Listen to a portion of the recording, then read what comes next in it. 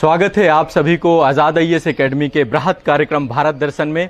भारत दर्शन के इस अंक में हम आ चुके हैं ज्ञान की भूमि बिहार के बोध गया में।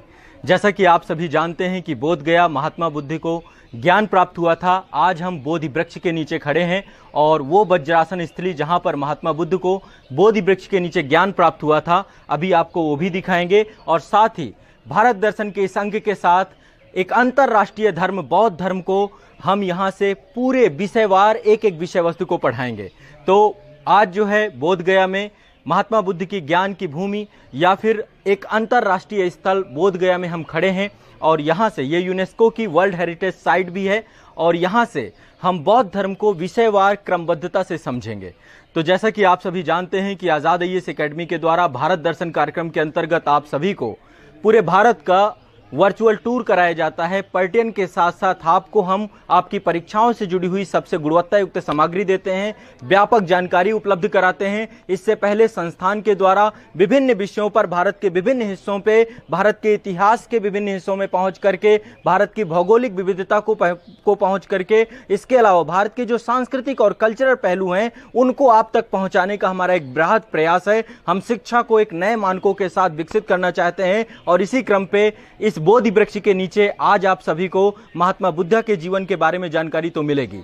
इसके बाद मैं आप सभी से आग्रह करता हूं कि आप सभी एक बार जरूर आए बोध गया और बोध गया में आकर इस महाबोधि मंदिर पे बैठ करके अपने मस्तिष्क में वो उर्वरता, वो ऊर्जा जो यहाँ पर महात्मा बुद्ध को प्राप्त हुई, तो उस विशेषता को आप सभी को यहाँ पे महसूस करना चाहिए, फील करना चाहिए। ये अपने आप में भारत का सबसे ऊर्जान्वित और सबसे पवित्र स्थान है। तो आज हमारे साथ जो है इस जानकारी को साझा करने के लिए हमारे साथ चंदन जी हैं और ये बौद्ध धर्म की एक व्यापक समझ रखते हैं। देखिए, ज्ञान के लिए आपकी उम्र जरूरी नहीं होती है, ज्ञान किसी भी उम्र में प्राप्त हो सकता है और वो आपको आज साक्षात अनुभव होगा। तो महात्मा बुद्ध के जीवन के बारे में मैं तो आपको सारी चीजें बताऊंगा जो आपकी परीक्षा में पूछी जाती हैं, लेकिन बुद्ध के जीवन से जुड़े हुए वो अनेकों ऐसे पहलू जो हमें किताबों में नहीं मिलते हैं, जो हम केवल परीक्षा उपयोगी जानकारी ही जानते हैं। उससे अतिरिक्त उनके जीवन के बारे में बृहत जानकारी आपको चंदन जी देंगे और ये आपको बताएंगे कि किस तरीके से महात्मा बुद्ध को यहाँ पर बैसाखी की पूर्णिमा को ज्ञान की प्राप्ति हुई और इसके बाद ये पूरा जो क्षेत्र है बोध गया का, यहाँ पे कौन कौन से वो क्षेत्र हैं जहाँ पर महात्मा बुद्ध ने अपने जीवन के विभिन्न पलों को गुजारा और हम सबके जीवन को कृतार्थ किया। तो भारत में बौद्ध धर्म का एक बहुत बड़ा महत्व है। इसने आत्मशुद्धि और मध्यम मार्ग तो दिया ही हमें, लेकिन साथ ही भारत की जो अंतर्राष्ट्रीय हमारे जो संबंध है, अंतर्राष्ट्रीय राजनीति है, उसमें भारत को बड़े स्तर पर लाके खड़ा कर दिया। ये एकमात्र ऐसा धर्म है जो विदेशों में हर एक क्षेत्र में फैला हुआ है और भारत की सॉफ्ट डिप्लोमेसी को प्रभावी तरीके से विकसित करता जा रहा है और भारत का पहचान एक अंतर्राष्ट्रीय रूप पर लेकर के जा रहा है। तो चलिए महात्मा बुद्ध के जीवन से जुड़े हुए विभिन्न पहलुओं को हम चंदन जी के माध्यम से जानेंगे। ये आपको वर्चुअल टूर कराएंगे। सबसे पहले हम आज जो है इनके माध्यम से महात्मा बुद्ध का ये वज्रासन ज्ञान स्थली, जहां पर महात्मा बुद्ध वज्रासन पे बैठ करके जिन ज्ञान की प्राप्ति हुई, तो उन सब के बारे में जानेंगे और साथ ही इसका वर्चुअल टूर भी करेंगे इस पूरे मंदिर का। तो चलिए प्रारंभ करते हैं इस पूरे सेशन को और इसके बाद बौद्ध धर्म से जुड़े हुए जो भी प्रश्न है, चाहे वो आईएएस का एग्जाम हो, चाहे विभिन्न लोक सेवा आयोगों का एग्जाम हो या किसी भी परीक्षा का एग्जाम हो, बौद्ध धर्म से आप एक भी प्रश्न गलत नहीं करेंगे। हम A to Z आपको सारी जानकारी देने जा रहे हैं। तो चलिए महात्मा बुद्ध के ज्ञान की इस भूमि से प्रारंभ करते हैं इस विषय वस्तु को। तो महात्मा बुद्ध का जीवन अपने आप में ऐसी रचनात्मक पहलुओं से था जिनके बारे में हम बहुत सारी चीज़ें नहीं जानते। महज किताबों के पन्नों में कुछ चीज़ें ही हम लोग अपने परीक्षा उपयोगी जानकारी में जानते हैं।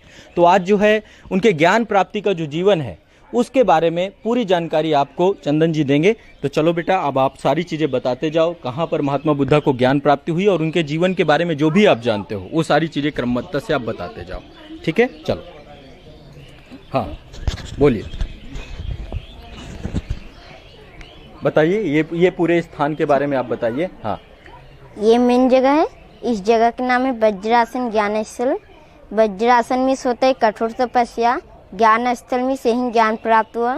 इसी जगह पे आज से 2600 वर्ष पहले राजकुमार सिद्धार्थ इसी जगह पे बुद्ध कलाएं बैसाख पूर्णिमा को जगह वही है, पेड़ बदल गए। ये पेड़ 4 जेनेरेशन पेड़ है, 140 साल पुराना पीढ़ी का पेड़ है। हाँ। हाँ। जो पहला पेड़ था वो सम्राट अशोक के पत्नी कटवा दिए। क्या नाम था उनकी पत्नी का? तिरी ऋषि का। वो नहीं चाहते थे कि अशोक सम्राट बुद्धिज्म में जाए। पहले शिव भक्त कलिंगा लड़ाई के बाद आए थे। दूसरा वही जड़ से निकला, बंगाल के राजा से इंसान कटवा दिए, वो नहीं चाहते थे कोई बौद्ध धर्म अपनाए। तीसरा वही जड़ से निकला, आंधी तूफान से नष्ट हो गए, ये जगह 300 वर्ष खाली रहा। जब बख्तियार खिलजी के आगमन हुआ जिसमें नालंदा विश्वविद्यालय में आग लगा, इस मंदिर को 30 फीट मिट्टी से ढकाकर भाग दी। तभी ब्रिटिश लौट को लाए, बुद्धिज्म की किताब पढ़ें, उनको पता चला असली रूट विशाखा श्रीलंका में है। क्योंकि जो पहला पेड़ सम्राट अशोक के पत्नी कटवाए थे, उनको बेटा बेटी महेंद्र और संघमित्रा अनुराधापुर श्रीलंका गए थे बौद्ध धर्म के प्रचार के लिए, वहीं लगा दिए थे। वहीं से 2 लाए गए, एक इस जगह पर लगे, एक सारनाथ में। अच्छा, सारनाथ में भी बोधि वृक्ष है। जिसकी उम्र 140 वर्ष, इसी के नाम है वज्रासन ज्ञान स्थल। और श्रीलंका में आज भी 2300 साल का पेड़ लगा हुआ है। ज्ञान होने के बाद इस कंपाउंड के अंदर एक सप्ताह करके 7 जगह बैठे। जो पहला स्थान ये हुआ, दूसरा स्थान चलेंगे। वज्रासन ज्ञान स्थली आप दिखा दीजिए और थोड़ा सा बता दीजिए इसके बारे में कि यही क्षेत्र है। हाँ। यही वज्रासन है जहाँ राजकुमार सिद्धार्थ बुद्ध कलाएं। आप लोग वज्रासन देखना चाहते हैं, यहाँ से आ जाइए, यहाँ लेकर आइए। हाँ। दिखा दीजिए यहाँ से। तो यहाँ पे वज्रासन की मुद्रा पे हैं, जो ऊपर वो प्रतिमा है बुद्धा जी की। हाँ, वो नहीं, वो उसको जो मुद्रे में बैठे थे, उस मुद्रे के नाम है भूमि अष्टक मुद्रा। जो अंदर मुद्रा था ना, मूर्ति, वही जी। आप बताते जाएं इसके बारे में, जो भी है आप बताते जाएं, फिर हम उसी हिसाब से चलते जाएं। आप वर्चुअल टूर जहाँ आप चलेंगे उतनी तरफ हम भी चलेंगे। हाँ, ठीक, चलिए। आप बताते जाएं, बोलते जाइए।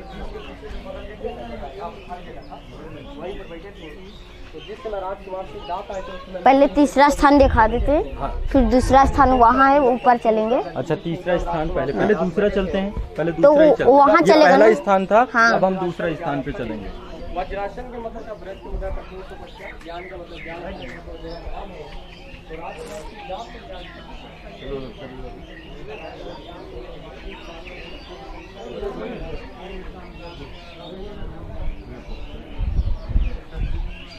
दूसरा स्थान वो है। हाँ, वो है। यहाँ से बता दें। नजदीक चलें, आइए,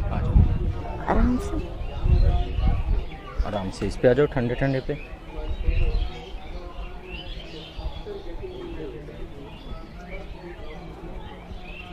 ये बौद्ध स्तूप हैं छोटे छोटे, इनके बारे में जो आपको जानकारी है। हाँ, बता देंगे लास्ट में इसके बारे में। यहाँ यही है ना, ये है दूसरा स्थान। ज्ञान बोले। ज्ञान होने के बाद आप लोग के दूसरा स्थान दिखाने जा रहे हैं। वो पेड़ की तरफ जो देख रहे छोटा सा टेम्पल, उस जगह के नाम है अनिमेष लोचन। अनिमेष लोचन पाली वर्ड है, उसका अर्थ है लोचन में आँख, अनिमेष में सापलक। वहाँ से गौतम बुद्ध खड़ा होकर 7 रात 7 दिन उनको पलक नहीं झपका, बिना पलक गिराई वो बोधि वृक्ष के देखते रह गए। कहते हैं हम 6 साल भटकते रहा, कहीं ज्ञान प्राप्ति न हुई। आखिर इस पेड़ में क्या खूबी है, मुझे 1 सप्ताह के अंदर ज्ञान प्राप्ति। उस जगह के नाम है अनिमेष लोचन। और सेकेंड वीक हुआ, थर्ड वीक चलेंगे चंकरमन। चलिए, तीसरा स्थान है चंकरमन। हाँ।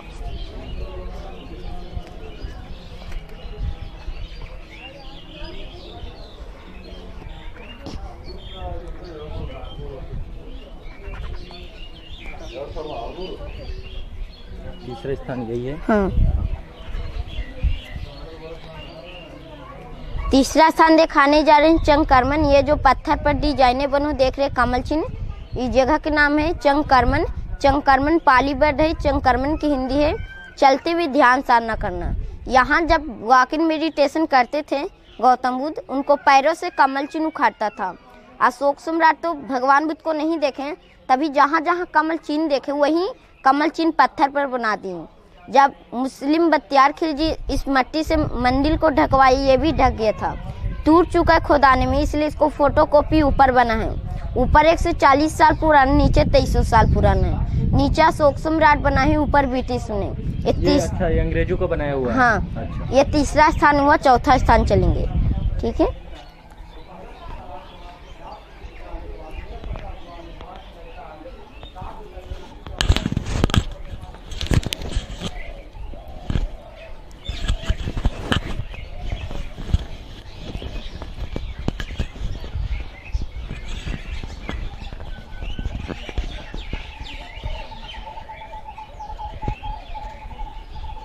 इसके बारे में बता देते हैं। हाँ हाँ बिल्कुल। ये जो आप लोग देख रहे हैं ये स्तूपा है।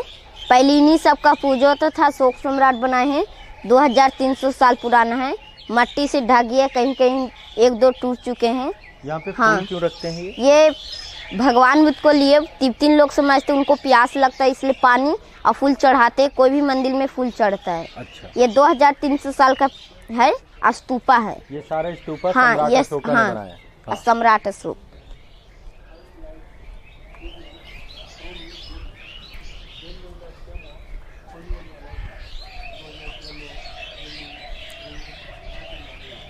ये है चौथा स्थान। हाँ, हाँ, यहीं से कर लेते हैं। यहाँ पे आ जाओ आप। इधर से। हाँ हाँ इधर।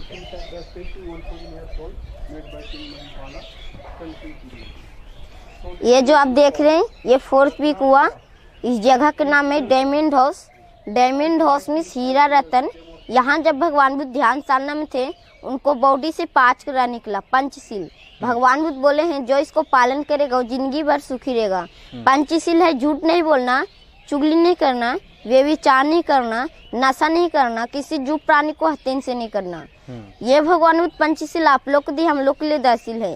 ये 4th वीक हुआ। इस जगह का नाम है डायमंड हाउस। ये आप चलेंगे 5 वीक अज्जीपाल।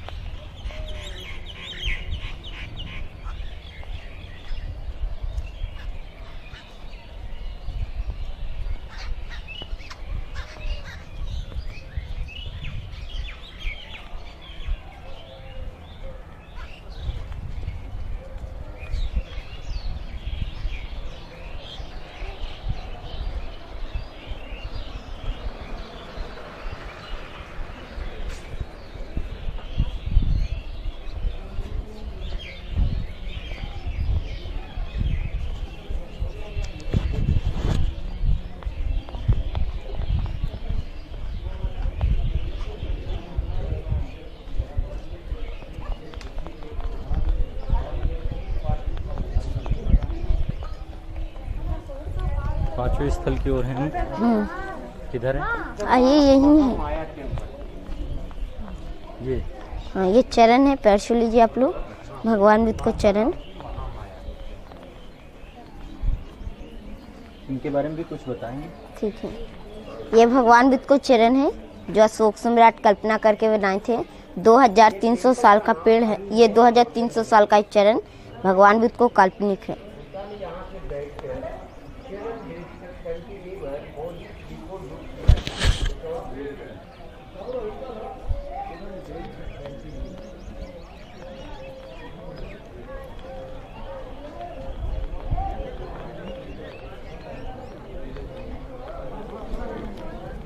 चलना है। यहाँ पर रुक जाइए। ये 5 वीक हुआ। देखिए ये 5 वीक हुआ। इस जगह का नाम है अज्जीपाली रोड बीच। यहाँ बनन टी था। भगवान बुद्ध को समय में वो आंधी तूफान से नष्ट हो गई, इसलिए अशोक सम्राट अशोका स्तंभ बना है। यहाँ जब भगवान बुद्ध ध्यान साधना में थे, बच्चे खेल रहे थे। ये जंगल था। जंगल के नाम था ओरवीला। ओरवीला नाम का ये जंगल था। तभी बच्चे खेल रहे थे, उसमें एक ब्राह्मण के बच्चा भगवान बुद्ध से बयान कह दिए तो ढोंगी हम तो जन्म से ब्राह्मण हैं। भगवान बुद्ध बोले हैं कोई भी मनुष्य वो जन्म से नहीं कर्म से ब्राह्मण होते हैं। जिसको कर्म ठीक हो ब्राह्मण है, जिसको कर्म ठीक न हो ब्राह्मण के। 5 वीक हुआ। 6 वीक चलेंगे मुछलिंदे। तो ये आपका जो अशोका स्तंभ था, पहले यहाँ पे अजपाल ग्रोथ वृक्ष था, एक बट वृक्ष था। हाँ, यहाँ वो आंधी तूफान से गिरी, वो समाप्त हो गया। तो हाँ। इसके बाद एक स्तंभ बना दिया हाँ, गया। अशोक सम्राट बना। 2300 साल पुराना। पानी दीजिए आराम से। कितनी डेटे कैसे याद हैं आपको? ये किताब में पढ़े ना। किताबों में आप लगातार पढ़ रहे हैं इनको। और लगातार बोल भी रहे हैं। हाँ, 2 और बचे हुए 7 जगह है। अच्छा, फिर यहाँ 5 जगह देख ली। हाँ, 5 जगह। फिर यहाँ बता देंगे अशोका पिलर कहाँ है, 5 पिलर बता देंगे यहाँ है। अच्छा, फिर बौद्ध धर्म में महात्मा बुद्ध के प्रारंभिक जीवन के बारे में भी जानते हैं आप? प्रारंभिक जीवन, कहाँ पे उनका जन्म हुआ, कैसे उन्होंने गृह त्याग किया, वो जो 4 चीजें हैं, महाभिनिष्क्रमण क्या है, और कैसे जो है उनको ज्ञान प्राप्ति, धर्म चक्र प्रवर्तन क्या है, सब जानते हैं। महात्मा बुद्ध के जीवन की जो घटनाएं हैं, बौद्ध धर्म के जो सिद्धांत हैं, इनके बारे में भी जानकारी है वो आपको? अभी वो सब पढ़ रहे हैं। अच्छा, लेकिन जन्म कहाँ हुआ है, ज्ञान कहाँ प्राप्त हुआ, मृत्यु कहाँ हुई, ये सब जानते हैं। ये जानकारी आपको देनी है सारी, जो भी आप महात्मा बुद्ध के जीवन के बारे में जानते हैं और जो कहानियां आपने पढ़ी हैं, जो बौद्ध साहित्य जानते हैं, सब कुछ भी आपको बताना है ना? पैरों में जलन हो रही है ना? थोड़ा तो थोड़ा बुद्ध जलन के लिए क्या बोलते हैं? मध्यम मार्ग समझते हैं बुद्ध का?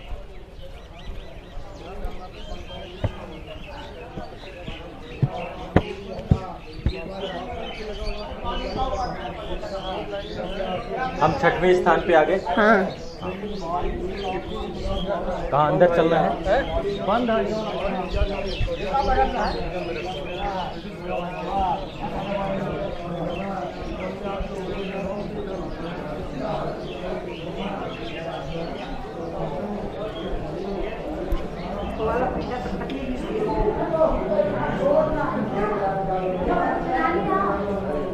यहीं रुक जाइए, इधर चाहे यहाँ पे खड़े होते हैं। ये 6 वीक हुआ। इस जगह के नाम है मुछलिंद सरोवर। मुछलिंद कहते कि इसको सांप के मुंह पर मुछ था, सरोवर नदी का नाम। यहाँ ओरिजिनल जगह नहीं है जहाँ भगवान भी छठे सप्ताह से इससे 2 किलोमीटर मोचाबी यहाँ लोकल बनाई गई। वहाँ जब भगवान बुद्ध ध्यान साधना में थे, अचानक जोरों से आंधी तूफान बरसा आ गई। तभी मुछलिंदा नागराज निकलकर उनको पूरे शरीर को लपेटकर अपना फन फैलाकर 1 सप्ताह तक आंधी तूफान से रक्षा की। इसलिए उस जगह के नाम है मुछलिंद सरोवर। मुछलिंद सरोवर है ये ओरिजिनल जगह नहीं है। अच्छा, आप चलेंगे तो 7 यहाँ वीक। पर कोई सर्प था, उसी का नाम मुछलिंद था? नहीं, मुछलिंद तो मुछलिंद सांप को नाम था। अच्छा, जब आंधी तूफान आए तब वहाँ वो बन गया। अच्छा, तालाब बन गया।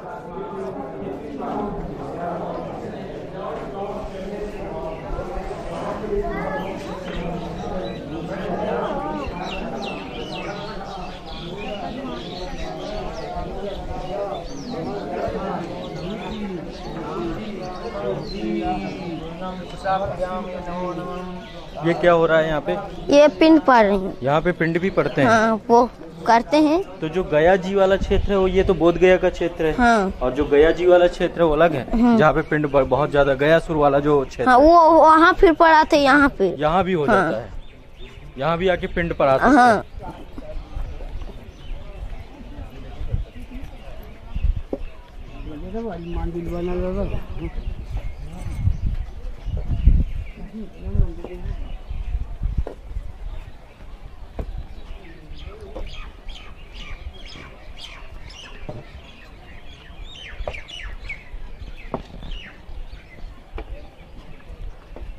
तो यहाँ पे अध्ययन कहाँ करते हैं?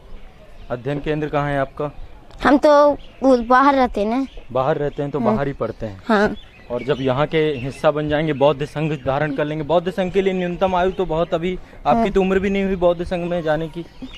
यार छोटे छोटा बनते ना, वो बड़ा में बहुत चीज सीख लेता है। अच्छा, इधर आ जाएंगे। हाँ हाँ।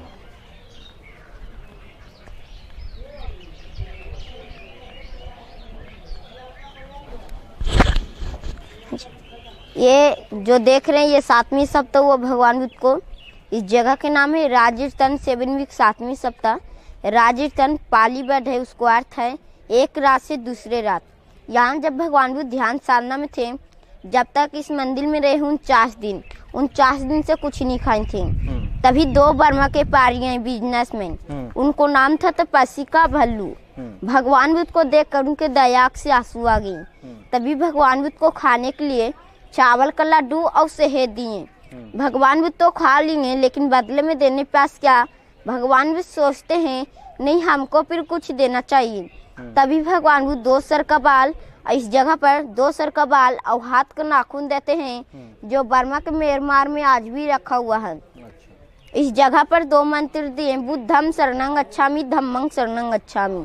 यहाँ से चलकर उत्तर प्रदेश वाराणसी सारनाथ में जब संघ बनाए, उस जगह पर संघम शरणं गच्छामि। यहाँ के बाद फिर बुद्धा सारनाथ जाते हैं, धर्म चक्र परिवर्तन करते हैं। वहाँ जब संघ बनाए, जहाँ जीवन को पहला प्रवचन दिए, संघम शरणं गच्छामि। तो यानी 2 मंत्र यहाँ पर मिले हैं, बुद्धम शरणम गच्छामि, धम्मं शरणम गच्छामि, और वहाँ पर फिर संगम शरणम गच्छामि। फिर सारनाथ से कुशीनगर है, कुशीनगर में उनको मृत्यु मुक्ति कैसे मिली उन्हें? मुक्ति महानिर्वाण हुआ ना उनका। हाँ, तो उन्हें कोई गरीब था, उनको कुछ खिला दिया था जहर, इसलिए मर गए थे। हाँ, ठीक। बैसाखी पूर्णिमा को जन्म हुआ, बैसाखी पूर्णिमा को ज्ञान प्राप्त हुआ, आषाढ़ पूर्णिमा को पहला उपदेश सारनाथ में दिए, बैसाखी पूर्णिमा को शरीर को त्यागे, लुम्बिनी वन में जन्म हुआ, यहाँ ज्ञान प्राप्त हुआ, कुशीनगर में मृत्यु हुआ। 16 वर्ष में शादी हुई थी, 29 वर्ष में घर को त्यागे, 35 वर्ष में ज्ञान प्राप्त हुआ, 80 वर्ष में शरीर को त्यागे। ये मंदिर के हाइट देख रहे 180 फीट है। जो छोटा छोटा स्तूपा रखा हो देख रहे 30 फीट अशोक सम्राट बना है, जो 2300 साल पुराना है। 150 फीट समुद्रगुप्त बना है, 1600 वर्ष पुराना है। और सबसे टॉप में 2 कुंटल 90 किलो सोना है, जो थाईलैंड के राजा 2013 में दिए।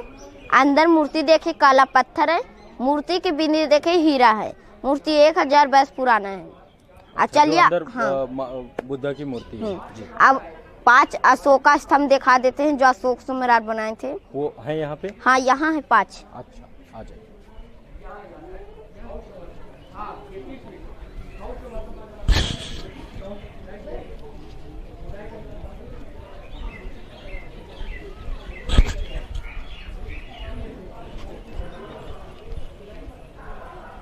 यह अशोका पिलर है, लेकिन अशोक सम्राट नहीं बनाए, ब्रिटिश बनाए हैं। ये लोकल है, ये आपको ओरिजिनल है, जो अशोक सम्राट बनाए हैं। 2300 साल पुराना है, ये 140 साल पुराना है। पहला ये हुआ। एक बार इनके बारे में जानकारी और दीजिए। ये लोकल है, अशोका स्तंभ अशोक सम्राट नहीं बनाए हैं, ये ब्रिटिश बनाए हैं, 140 साल पुराना है। जो अशोका पिलर है ओरिजिनल, यहाँ 5 पिलर है। जो पहला ये हुआ, इसमें अशोक सम्राट का स्टैचू है, अशोक सम्राट बनाए थे। ये सम्राट अशोक है। हाँ। ये दूसरा हुआ। अच्छा, ये भी ब्रिटिशर्स के द्वारा बनवाया गया है। इसमें पाली भाषा में कुछ लिखा हुआ है। अच्छा,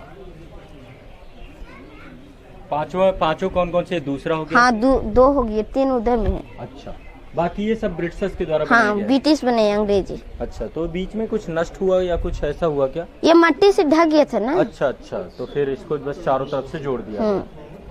ये सब में जो छड़ होता है ना, हाँ। वो सब ये तो एक आस में पूरा एक ही पत्थर है, पूरा का पूरा पत्थर। हाँ। ये तो वो छड़ का बना सीमेंट का। ये तीसरा हुआ अशोका पिलर। तीसरा हो गया। नेक्स्ट ये चौथा हुआ। ये चौथा अशोका पिलर है, ये काफी ये भी विनिष्ट होते ही होते बच गया। और ये 5वां। ये 5वां हुआ। ठीक, तो चलिए यहाँ पे फिर और कुछ चीजें बची यहाँ पे। ये चरण बता देते हैं। हाँ। जो ये 2300 साल पुराना है। ये चरण है, ज्ञान होने के बाद अशोक सम्राट बनाए थे। 2300 साल पुराना है, काल्पनिक है। अब यही जो 7 वीक था हम आप लोग की बता दिए। अब एक और रह गया 80 फीट का मूर्ति। वहाँ चलेंगे। ठीक है, तो यहाँ के बारे में हो गया। ठीक है, चलेंगे वहाँ। हाँ, वहाँ भी चलेंगे। तो आप सभी ने बौद्ध धर्म के इस महापवित्र स्थल जो कि बोध गया या बोधि वृक्ष के नीचे, और आपने वर्चुअल टूर किया इस क्षेत्र का। निश्चित तौर पे इस क्षेत्र में इतिहास के वो पन्ने दबे हुए हैं जिसने हमारे भारत की संस्कृति और भारत की गौरव गाथा को रचा है। आपने इतिहास को किताबों में पढ़ा है, लेकिन इतिहास को धरातली स्तर पर देखना है आपको। छवि आप सोचिए, इस चीज़ को कल्पना करने की बात है कि आज से 6ठी शताब्दी ईसा पूर्व या आज से वर्तमान से 4000 वर्ष या 2300-2400 वर्ष पहले ये पूरा क्षेत्र था जहाँ पे महाजनपद काल था, मगध साम्राज्य का उत्कर्ष था। और इस मगध की धरती पर महात्मा बुद्धा जैसे ऐसे प्रबुद्ध व्यक्तियों का, ये भारत की एक महान कह सकते हैं कि हमारी जो सांस्कृतिक सोच है, सांस्कृतिक विरासत है, सामाजिक संस्कृति है, उसका एक बहुत अभिन्न अंग है जिसने आत्मशुद्धि और आत्मनियंत्रण और मध्यम मार्ग के माध्यम से व्यक्ति के जीवन को उत्कर्ष बनाने के लिए निरंतर प्रयास किया। तो आज वर्तमान में बौद्ध धर्म पूरे विश्व में है और भारत की संस्कृति और गौरव गाथा का प्रतीक है। पूरा विश्व हमें बौद्ध धर्म में सत्य, हिंसा, आस्तेय, अपरिग्रह और ब्रह्मचर्य के बारे में जानता है। ये भारत की अप्रतिम सांस्कृतिक देन इस बोध गया की धरती से ही हो सकती थी, इस बोधि वृक्ष के नीचे से ही हो सकती थी, जिसने एक साधारण सिद्धार्थ को महात्मा बुद्धा में परिवर्तित कर दिया। तो ज्ञान की प्राप्ति की भूमि बोध गया से आज अब हम आप सभी को एक 80 फुट की यहाँ पे जो प्रतिमा है, जो जापान सरकार द्वारा बनाई गई है, वहाँ से आपको जैन धर्म, बौद्ध धर्म के बारे में क्रम से पढ़ाएंगे। जैन धर्म के बारे में विस्तृत जानकारी हमने पावापुरी से दी थी। तो चलिए आपको हम उस भव्य प्रतिमा का जो है एक बार दर्शन कराएंगे और वहाँ से आपके परीक्षा उपयोगी जितनी जानकारी है वो आपको देंगे। तो ये वर्चुअल टूर आपने किया और यहाँ से आप जब भी आएँ तो अब आपको बहुत क्लियरली पता चल गया कि किन 7 स्थानों में क्या क्या चीज़ें हैं। एक बार वीडियो को रिमाइंड करिएगा, देखिएगा, आपको कोई भी किसी भी तरीके की समस्या नहीं आएगी। और जो जानकारी यहाँ पर बहुत सारे लोग हैं जो आपको समय समय पर गाइड करते रहेंगे। तो चलिए फिर हम चलते हैं और उस भव्य स्थान का आपको दर्शन कराते हैं और बौद्ध धर्म के बारे में विस्तृत जानकारी, समग्र जानकारी जो परीक्षाओं में पूछी जाती है, बौद्ध दर्शन से प्रश्न पूछे जाते हैं, एक एक करके आपको चर्चा करेंगे। फिर से आप एक बार इस भव्य बोधि वृक्ष के दर्शन करिए, इस पवित्रतम स्थान की ऊर्जा को महसूस करिए। ये वास्तव में अकल्पनीय है। यहाँ पर बैठ करके आपको जो शांति और सुकून मिलेगा, शायद उसे आप कहीं भी अनुभव नहीं कर सकते। तो मैं चाहता हूं कि एक बार आप वज्रासन ज्ञान स्थली को भी देखिए और इस बौद्ध धर्म के बोधि वृक्ष को आप एक बार आकलन करिए। ये चौथी पीढ़ी का बौद्ध वृक्ष है जो कि कनिंघम के द्वारा बनाया गया था। कनिंघम के द्वारा जो है इसको विकसित किया गया था। तो आप एक बार इसे देखिए और इसके बाद जो है चलिए बौद्ध धर्म के बारे में विस्तृत जानकारी अब हम प्राप्त करेंगे।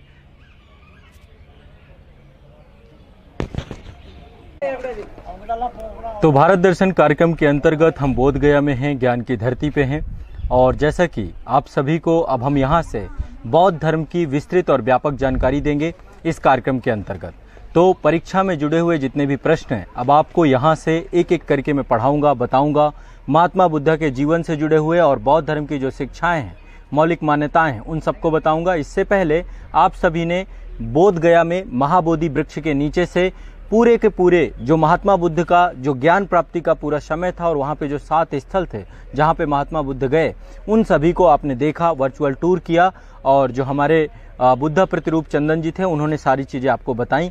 तो चलिए अब हम प्रारंभ करते हैं बौद्ध धर्म के बारे में विस्तृत जानकारी। अभी हम जापान द्वारा निर्मित ग्रेट बुद्धिस्ट स्टैचू पे खड़े हैं और 80 फीट का ये स्टैचू है और यहाँ पर ये 1989 पे बनवाया गया था, जापान सरकार के द्वारा इसे विकसित किया गया था। तो चलिए यहाँ से बौद्ध धर्म की एक विस्तृत जानकारी महात्मा बुद्धा की धरती से। तो बौद्ध धर्म की स्थापना महात्मा बुद्धा के द्वारा की गई, ये सब आप जानते हैं। प्रारंभ में इन्हें सिद्धार्थ के नाम से जानते थे, यही महात्मा बुद्धा ही बौद्ध धर्म के प्रवर्तक थे। और इनके जीवन परिचय के बारे में बताएं तो जो एग्जाम में 2-3 तिथियां हैं, इनको आपको बिल्कुल याद कर लेना है। पहला है इनका जन्म जो हुआ 563 ईसा पूर्व हुआ। इनका जन्म लुम्बिनी वन कपिलवस्तु में 563 ईसा पूर्व हुआ। इनके पिता का नाम शुद्धोदन था जो कि तत्कालीन समकालीन शाक्य क्षत्रिय कुल से थे। कपिलवस्तु के शाक्य थे, कपिलवस्तु के शाक्य के शासक कुल से थे। इनकी माता का नाम महामाया था और कोलीय वंश से वो संबंध रखती हैं। कोलीय वंश भी रामग्राम के कोलीय, ये भी जो है आपका गणतंत्रात्मक प्रणाली के अंतर्गत ही था। इनका पालन पोषण सिद्धार्थ के जन्म के 1 सप्ताह के अंदर ही उनकी माता जो महामाया है उनकी मृत्यु हो जाती है, इसलिए उनका पालन पोषण उनकी सौतोली माता महाप्रजापति गौतमी के द्वारा किया जाता है। तो ये ध्यान रखिएगा, माता महामाया थी और जो इनका पालन पोषण है महाप्रजापति गौतमी के द्वारा किया जाता है। पत्नी का नाम यशोधरा था और पत्नी के अन्य नाम भी मिलते हैं जैन ग्रंथों में, बिंबा, गोपा, यशोधरा, ऐसे कई नाम उनके मिलते हैं। पुत्र का नाम राहुल था। ठीक है, तो बुद्ध के समय जब बुद्ध का जन्म हो रहा था उस समय कौंडिल्य नामक या फिर कालदेव नामक एक ब्राह्मण थे जिन्होंने एक भविष्यवाणी की थी। बुद्ध के जन्म के समय एक भविष्यवाणी की थी और ये कहा था कि ये जो बालक है या तो चक्रवर्ती राजा बनेगा या एक वैश्विक या अंतर्राष्ट्रीय सन्यासी बनेगा, एक महान सन्यासी बनेगा। ये बुद्ध के गर्भावस्था में ही कालदेव नामक ब्राह्मण या कौंडिल नामक ब्राह्मण के द्वारा ये भविष्यवाणी की गई थी। और इस भविष्यवाणी के अंतर्गत ही आपको जैसा कि पता होगा कि बुद्ध के पिता ने ये प्रयास किया कि उसके बेटे को या सिद्धार्थ को भौतिकवाद से बांध दिया जाए और 16 वर्ष में ही उनका विवाह कर दिया गया। लेकिन आपको जैसा कि मैं हमेशा क्लासेस में बताता हूँ कि महात्मा बुद्धा कम समय में ही जीवन के सभी चरणों से गुजर चुके थे और 29 वर्ष की अवस्था में महाभिनिष्क्रमण की एक महान घटना होती है, जिसे बौद्ध धर्म में महाभिनिष्क्रमण करते हैं, गृह त्याग करते हैं। तो कहते हैं कि जब महात्मा बुद्ध नगर भ्रमण के लिए निकले तो उन्होंने 4 दृश्यों को देखा। ये 4 दृश्यों से भी प्रश्न पूछे जाते हैं, लाइट ऑफ एशिया में आप सभी ने पढ़े होंगे।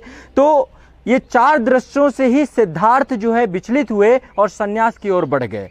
पहला दृश्य था बूढ़ा व्यक्ति। आपको पता होगा कि छन्ना नामक जो उनका सारथी था, उसके माध्यम से जो नगर भ्रमण के लिए निकलते हैं तो सबसे पहले एक बूढ़े व्यक्ति को देखते हैं, इसके बाद एक बीमार व्यक्ति को देखते हैं, इसके बाद एक मृत व्यक्ति और अर्थी को देखते हैं और इसके बाद अंत में एक सन्यासी को देखते हैं। जब ये चारों अवस्थाओं को देखते हैं कि मेरा जीवन भी एक समय वृद्धमय हो जाएगा, मैं भी एक समय रुग्ण हो जाऊंगा, क्योंकि उनके पिता ने प्रयास किया था कि बुद्ध को 29 वर्ष की अवस्था तक किसी भी तरीके के दुख का अनुभव ना हो। ऐसा भौतिकवादी जीवन उनके चारों तरफ विकसित किया गया था और उन्हें पारिवारिक बंधनों से बांध दिया गया था। तो पहली बार उन्होंने बूढ़े व्यक्ति को देखा और चन्ना ने बताया कि आप भी एक समय ऐसा आएगा कि जब आपका शरीर भी जर्जर हो जाएगा, आप भी वृद्धावस्था को प्राप्त कर जाएंगे और आपका शरीर भी रुग्ण हो जाएगा, बीमार हो जाएगा और एक समय ऐसा आएगा कि रुग्णता के बाद आपका जीवन जो है आप भी मृतावस्था को प्राप्त कर जाएंगे। तो इसके बाद अंततोगत्वा जब वो सन्यासी को देखते हैं और सन्यासी के उस शरीर देखते हैं कि एक हंसता खेलता सन्यासी, और इसके बाद ही उनके मन में गृह त्यागने का विचार आता है। तो महाभिनिष्क्रमण की एक महान घटना होती है जिसमें 4 दृश्यों को देखकर सिद्धार्थ 29 वर्ष की अवस्था में गृह त्याग करते हैं और बौद्ध ग्रंथों में इस घटना को महाभिनिष्क्रमण की घटना कहते हैं। तो इस तरीके से गृह त्याग के समय सिद्धार्थ कंथक नामक घोड़ा और चन्ना या फिर चंदक नामक सारथी था, उसके साथ जो है निकलते हैं और निकलने के बाद अमोगा, ये भी प्रश्न पूछा गया है, अमोना नदी के बारे में पूछा जाता है कि सिद्धार्थ ने अमोना नदी के किनारे घोड़ा और सारथी को छोड़ देते हैं। ठीक है, इसके बाद सिद्धार्थ से बुद्ध बनने की जो घटना है, अभी यहाँ पे भी बुद्ध सिद्धार्थी हैं। 35 वर्ष की अवस्था में बोधि वृक्ष में जिस पवित्र स्थल को मैंने आपको दिखाया, यहीं पर सिद्धार्थ महात्मा बुद्धा बन गए, उन्हें ज्ञान प्राप्त हो गया। तो सिद्धार्थ से बुद्ध बनने की जो यात्रा है उनकी, जब वो गृह त्याग किया, उन्होंने महाभिनिष्क्रमण किया, तो ज्ञान की खोज में सिद्धार्थ सबसे पहले वैशाली पहुंचते हैं और वैशाली में अलार कलाम के आश्रम में पहुंचते हैं। तो महात्मा बुद्ध के पहले गुरु जो हैं अलार कलाम होते हैं और अलार कलाम ने ही बुद्ध को तप की क्रियाएं सिखाई, उपनिषदों के बारे में बताया, उपनिषदों के ब्रह्म विद्या के बारे में बताया। और यहाँ से फिर बुद्ध जो है वैशाली से राजगीर निकलते हैं, राजगीर के पास रुद्र का रामपुत्र के आश्रम पे पहुंचते हैं और यहीं पर उन्होंने योग का ज्ञान प्राप्त किया।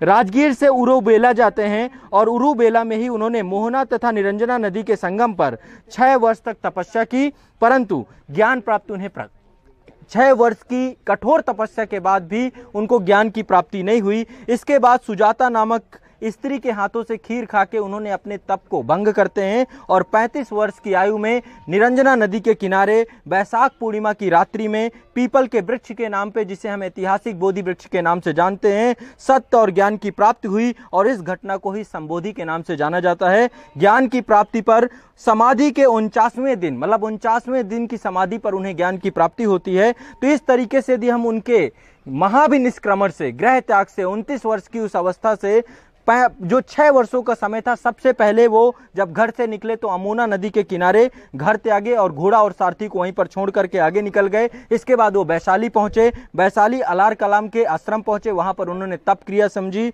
उपनिषदों के ज्ञान को समझा। उसके पश्चात वो राजगीर गए और राजगीर में रुद्र का रामपुत्र के योग ज्ञान प्राप्त किया। तत्पश्चात उरुबेला गए और उरुबेला से निरंजना नदी के तट पर वैशाख पूर्णिमा की रात को सत्य और ज्ञान की प्राप्ति की। तो इस तरीके से महात्मा बुद्ध का ये जो पूरा चरण है, जहां से वो सिद्धार्थ से बुद्धा के रूप में तब्दील होते हैं, तो ज्ञान प्राप्ति के बाद उरुबेला का यही क्षेत्र, जिस क्षेत्र में हम खड़े हैं, ये बोध गया के नाम से कहलाया और वर्तमान में भी बोध गया के नाम से अंतर्राष्ट्रीय पहचान है। अंतर्राष्ट्रीय बहुत सारे देशों ने यहाँ पे बौद्ध मोनेस्ट्री बनाई है, बहुत सारे बुद्धा टेम्पल डेवलप किए हैं और यहाँ पर आप आएंगे तो Japan, Bhutan, Thailand, Vietnam, Cambodia, Taiwan, Tibet, ऐसे विभिन्न क्षेत्रों के आपको यहाँ पर मंदिर देखने को मिलेंगे। तो इस तरीके से सिद्धार्थ बुद्ध तक की यात्रा, सिद्धार्थ से बुद्ध तक की यात्रा बनती है। और इसके बाद जो है धर्म चक्र प्रवर्तन की वो महान घटना होती है, जिसमें गौतम बुद्ध ज्ञान प्राप्ति के बाद जो है अपना पहला उपदेश देते हैं और उपदेश की घटना को ही, पहला उपदेश देने की घटना को ही धर्म चक्र प्रवर्तन के नाम से बौद्ध धर्म में जाना जाता है। महात्मा बुद्ध ने अपना पहला उपदेश ऋषिपत्तन में दिया। ऋषिपत्तन को ही वर्तमान में सारनाथ कहते हैं। आपको पता होगा कि भारत का जो राष्ट्रीय उसी प्रतीक चिन्ह है, अशोक के द्वारा निर्मित जो सारनाथ में स्तंभ है उसी से लिया गया है। तो धर्म चक्र प्रवर्तन की पहली घटना ऋषिपत्तन या सारनाथ में करते हैं और यहीं पर महात्मा बुद्धा ने इस उद्देश्य को संयुक्त निकाय में ये जानकारी मिलती है कि संयुक्त निकाय में ये पता चलता है कि महात्मा बुद्ध ऋषिपत्तन जाकर ये ज्ञान देते हैं।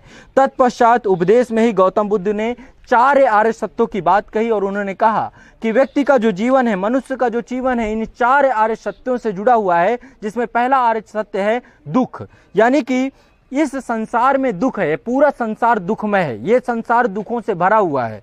लेकिन इस दुख का समुदाय यानी कि दुख के कई कारण है, जिसमें से दुख के कारण को उन्होंने तृष्णा बताया कि तृष्णा रूपी भवसागर में मनुष्य का जीवन या सांसारिक बंधनों में जब मनुष्य फंस जाता है तो उसका पूरा जीवन दुखमय हो जाता है। और इन्होंने तीसरे आर्य सत्य के तौर पे दुख निरोध की बात की, यानी कहा कि इस दुख का निदान भी है और दुख के निदान के लिए उन्होंने अष्टांगिक मार्गों की बात कही, दुख निरोध गामिनी प्रतिपदा की बात कही। तो 4 आर्य सत्य कौन कौन से? पहला है दुख, दूसरा है दुख समुदाय, तीसरा है दुख निरोध और चौथा है दुख निरोध गामिनी प्रतिपदा। तो 4 आर्य सत्यों की बात यहाँ पर महात्मा बुद्ध कहते हैं और वो कहते हैं कि यदि व्यक्ति अष्टांगिक मार्गों पर चले तो अष्टांगिक मार्गों पर चल करके उसका जीवन इस संसार के तृष्णा रूपी सागर से खत्म होकर के वो मोक्ष की प्राप्ति कर सकता है और अपने जीवन को सुखमय बना सकता है। तो इस क्रम में उन्होंने 4 आर्य सत्यों में से जो पहला आर्य सत्य है उनका दुख है और उन्होंने कहा कि जो संसार है, संसार में व्यक्ति जब पहली बार जन्मता है और आता है इस संसार में तो जन्म मरण के बंधन में इस चक्र का जो मूल कारण है वो तृष्णा है और जन्म मरण के बंधन में वो पूरी तरीके से जुड़ जाता है।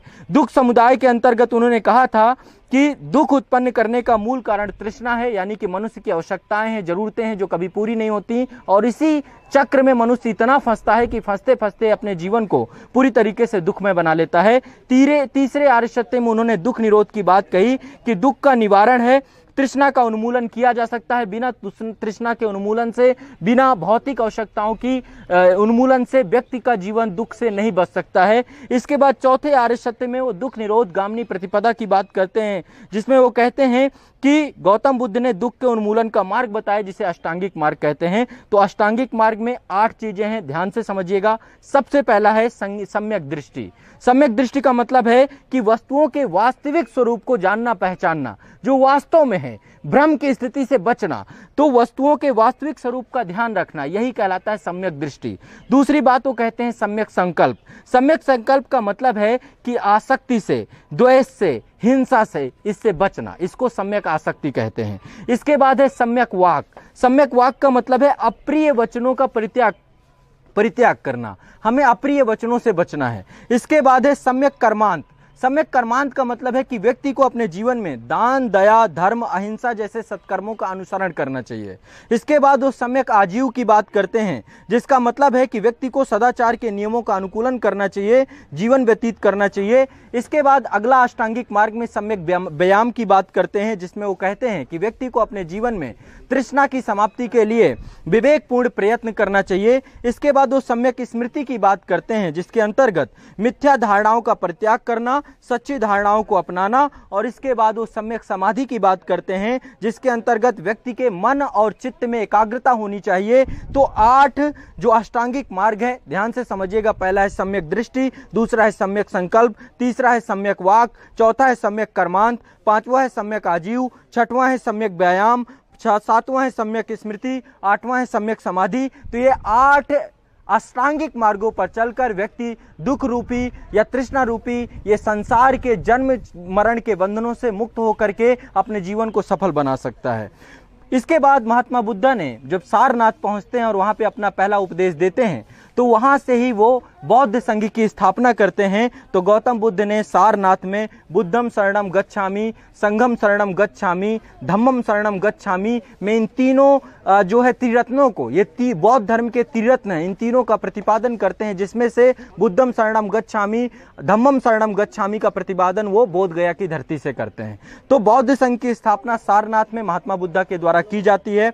बौद्ध संगठन का जो बौद्ध धर्म का संगठन है, इसे गणतंत्रात्मक प्रणाली के अंतर्गत विकसित किया जाता है। और बौद्ध संघ के अंतर्गत जो गणतंत्रात्मक प्रणाली विकसित की जाती है, इसमें संघ में कोई भी व्यक्ति प्रवेश कर सकता है, लेकिन उसकी कम से कम जो आयु होनी चाहिए वो 15 वर्ष की होनी चाहिए। यदि 15 वर्ष की आयु है तो संघ में प्रवेश के लिए एक आयु का निर्धारण भी महात्मा बुद्ध के द्वारा किया जाता है।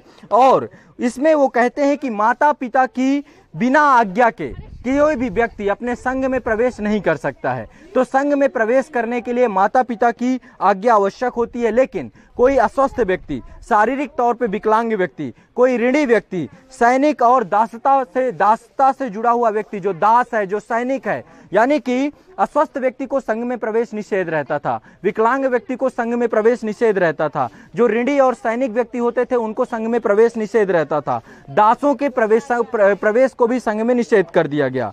तो इस प्रकार से कोई भी जो संघ में प्रस्ताव पारित होते थे उसके लिए मतदान करवाया जाता था। बिना प्रस्ताव में कोई भी मतभेद होता था तो मतदान प्रक्रिया होती थी, और मतदान जो है गुप्त और प्रत्यक्ष दोनों तरीके से हो सकता था।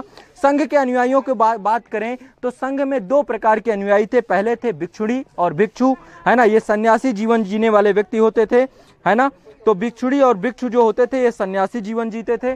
तो इस तरीके से जो महात्मा बुद्ध हैं उनका जीवन अपने आप में बहुत प्रमुख है, और महात्मा बुद्ध के जीवन से हम लगातार अभी चीज़ों को रूबरू होते रहेंगे, जानते रहेंगे, सीखते रहेंगे, विषयवार एक एक चीज़ को हम समझते चले जाएंगे। तो बौद्ध संघ में, जैसा कि मैंने आपको बताया कि बौद्ध संघ में एक पूरी नियम प्रक्रिया थी, उसी नियम प्रक्रिया के तहत ही बौद्ध संघ में जो है प्रवेश मिलता था, और 15 वर्ष से कम आयु के लोगों का प्रवेश वर्जित था। और जैसा कि मैंने बताया कि अस्वस्थ व्यक्ति, शारीरिक तौर पर विकलांग व्यक्ति या ऋणी व्यक्ति, जो सैनिक व्यक्ति होते थे, जो दास होते थे, इनका बौद्ध संघ में प्रवेश निषेध किया जाता था। और आपको जैसा कि मैंने बताया कि बौद्ध संघ में जो सदस्य होते थे इनको 2 वर्गों में विभाजित किया गया था। बौद्ध संघ में पहला वर्ग था भिक्षु और भिक्षुणियों का, और दूसरा वर्ग था जो उपासक और उपासिकाएं हैं। तो जो उपासक और उपासिकाएं हैं ये गृहस्थ जीवन जीने वाले लोग होते हैं।